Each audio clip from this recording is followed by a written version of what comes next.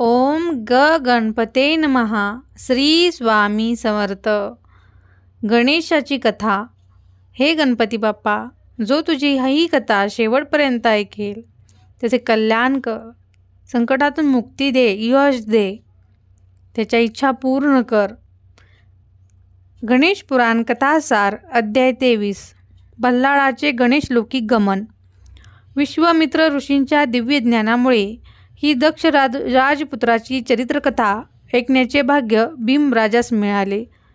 त्याने मोठ्या विनम्रपणे पुढे बल्लाळाचा पिता कल्याणवाणी याचे काय झाले तो इतिहास ऐकण्याची इच्छा व्यक्त केली.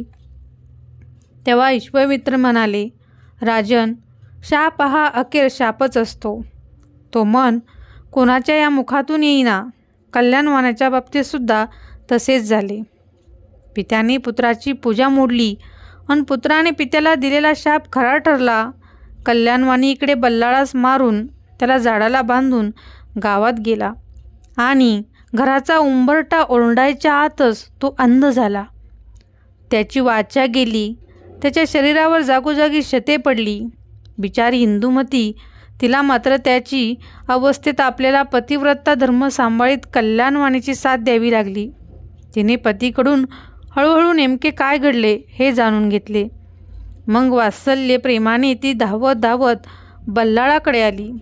तिने इकडे तिकडे शोध घेतला व तिला तिचा बल्लाळ एका मंदिरातील श्री गणेशाच्या मूर्तीसमोर बसून पूजा करीत असलेला तिने पाहिला.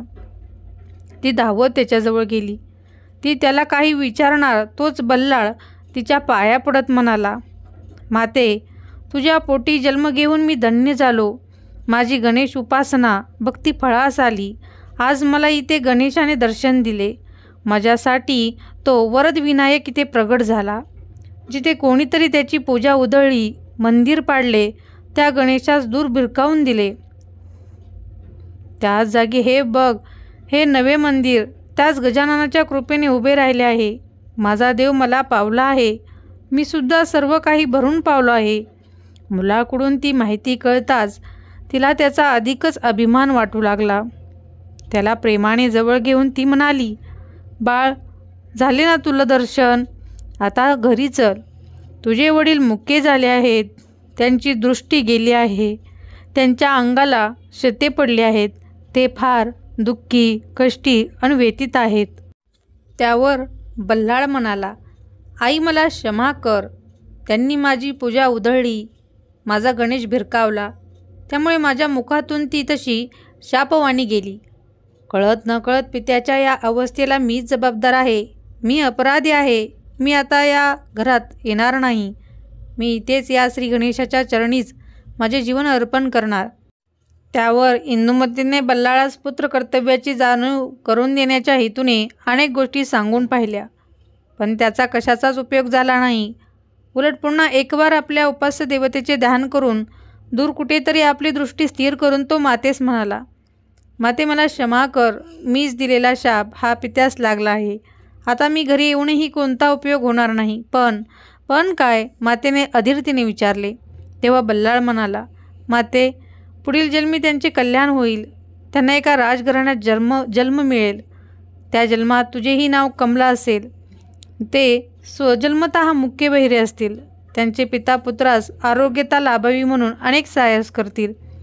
पण त्यांच्या प्रयत्नांना यश न आल्याने ते तुम्हा दोघांना नगराबाहेर घालवतील. एक दिवस कोणा एका पुण्यवान महात्म्याच्या अंगावरील वारा त्याच्या अंगावरून जाईल आणि तुझा पुत्र म्हणजेच या जन्मीचा तुझा पती अर्थात माझे वडील हे बरे होतील. त्याचे व्यंग्य व्याधी दूर होईल. इतकेच नव्हे तर या जन्मी त्यांनी ज्या गणेशाची पूजा उधळली त्याच गणेशाची त्यांच्या हातून पुढच्या जन्मी आराधना घडेल आणि ते उद्धरून जातील. श्री गणेशाच्या कृपेने तुम्हाला यश, कीर्ती, वैभव सर्व प्राप्त होईल.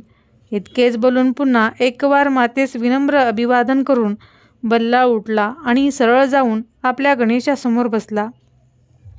इंदुमतीचा नाईलाज झाला. आपल्या काळजाचा तुकडा श्रीचरणी अर्पण करून ती आपला पतिव्रता धर्म पाळण्यासाठी मोठ्या दुःखी कष्टी मनाने घराकडे परत गेली.